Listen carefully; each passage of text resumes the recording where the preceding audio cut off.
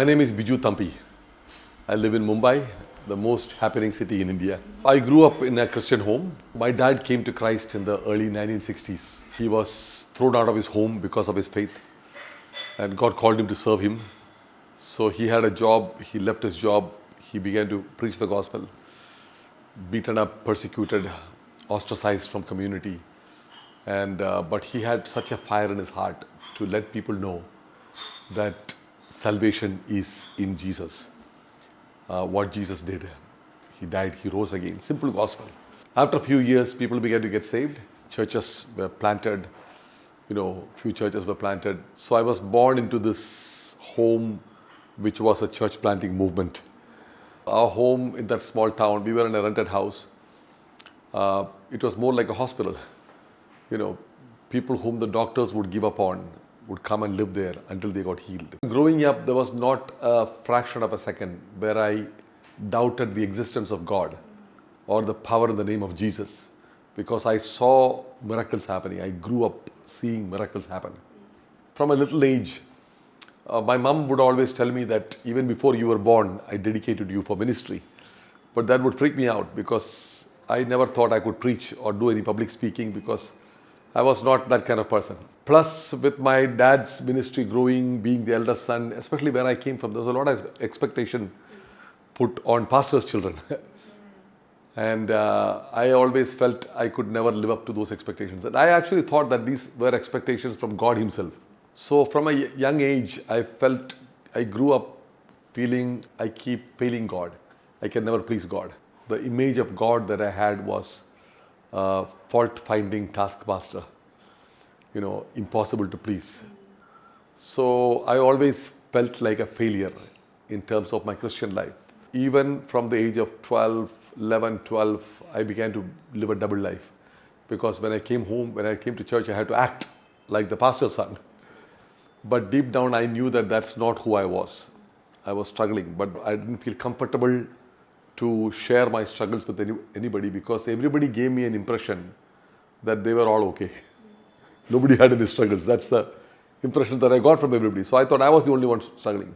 By the time I was in 12th grade, I thought I was going to be really exposed because it came to a stage where I did not have enough attendance to write exam.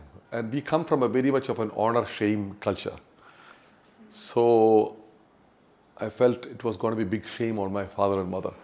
It was a small town. Everybody knew my dad. So I tried my level best using all my little political connections from college politics to influence the college to change the situation, but nothing happened. I did not have the courage to face it. I thought I'll kill myself. So I decided to go to the railway track and end my life. I chose a day that my parents were not there. So, but on my way at the bus station, I met a friend who had no idea. He said, "Oh, I haven't met you for a long time. Come on, buddy, let's go, party." And I went with him.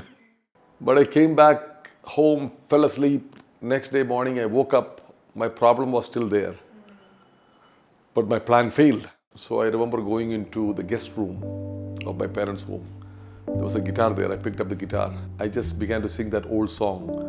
There's a song called "Open My Eyes, Lord, I Want to See Jesus." I don't even know why I did that. I just picked up the guitar. One thing led to the other.